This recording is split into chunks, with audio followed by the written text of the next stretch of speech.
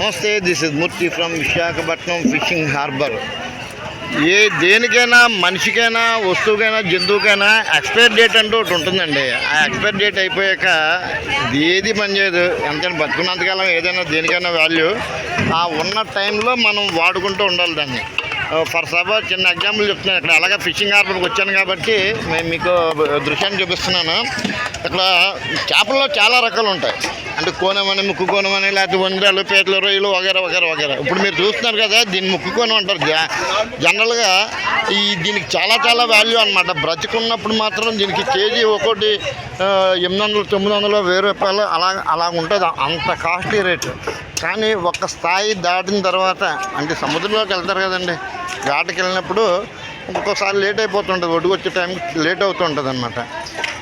అప్పుడు ఏమవుతుంది, దీనికి మ్యాక్సిమం వాళ్ళు జాగ్రత్తలు తీసుకుంటారు. అంటే ఐస్లో పెడతారు, దాన్ని సేఫ్ జోన్లో పెడతారు. కానీ కొన్ని అననుకూల పరిస్థితుల్లో, వాతావరణ పరిస్థితులు బాగోలేదనుకోండి, కొద్దిగా నిలవైపోతూ ఉంటాయి. అప్పుడు ఈ కేజీ 1000 రూపాయలు ఉన్న కేజీ చేపల్లో 50 రూపాయలు కూడా ఎవరు కొంటారనమాట. అంత ఘోరంగా ఉంటుంది పరిస్థితి. మరి ఆ నేపథ్యంలో ఇక్కడ చూస్తున్నారు కదా, ఈయన భారీ 3 చేపలు తీసుకొచ్చారు. కానీ సకాలంలో తీసుకురావడం వల్ల రేటు కాస్త తగ్గిపోద్ది అన్నమాట.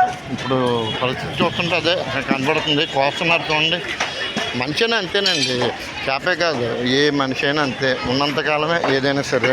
బ్రతుకున్నంతకాలం నువ్వు మేళ్ళలో ఉన్నావా, మిద్దులో ఉన్నావా, ఏసీలో ఉన్నావా, ఎక్కడెక్కడ ఉన్నావా, లేకపోతే ఫ్లైట్లో జర్నీ చేసావా, బస్సులోనా, సైకిల్ మీద నడిచా, ఏదైనా ఒకటి చచ్చాక ఎవడైనా లేదు. ప్రస్తుతానికి బ్రతుకున్నంత వరకే ఆ వాల్యూ అంతా. ఆ రకంగా కాబట్టి ఉన్నంతలో మనం కానీ సజావుగా మనంతటా మనం ఇప్పుడు చూడండి, ఇంటర్నల్ ఆర్గాన్స్ అన్నీ, అవి ఆర్గాన్స్ అన్నీ మళ్ళీ తీసుకెళ్ళి ఆయన చేపల్లోనే వేసేస్తున్నారు.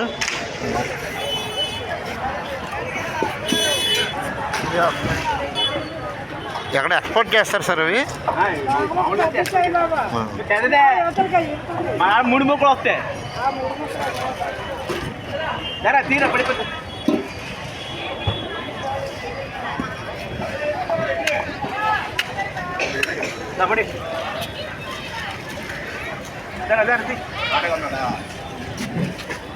చెప్తున్నాడు. అదిగోండి, చూస్తున్నారు కదా. అంటే సముద్రంలోకి వెళ్ళే ముందు ఇలా ఐస్, అంటే ఐస్ కూడా స్టాక్ చేసుకొని వేటకు వెళ్తారన్నమాట. ఆ స్థాయి దాటిన తర్వాత ఐస్ అంతా కరిగిపోతుంది కదా, కరిగిపోతే చేపలు పాడైపోతుంటే ఆ రూపాయన వాళ్ళకి ఖర్చు కూడా, అంటే మంచి ఫలసాయంగా చేపలు పడినప్పటికీ సరైన రేట్ రాదు. తప్పదులేండి, మరి ఏం చేస్తాం. అన్నీ అనుకున్నట్టు జరిగితే మాట్లాడు. ఇంకా భూమి మీద నిలబడ్డు కదా. సీత కష్టాలు సీతవే, పీత కష్టాలు పీతవే. ఓకేనా? మరి ఇన్ని వివరాలతో మరొక వీడియోలో కలుద్దాం. ఇక సెలవు. ఓకేనా? జై హింద్. హర హర మహాదేవ శంభో శంకర. ఓం నమః శివాయ.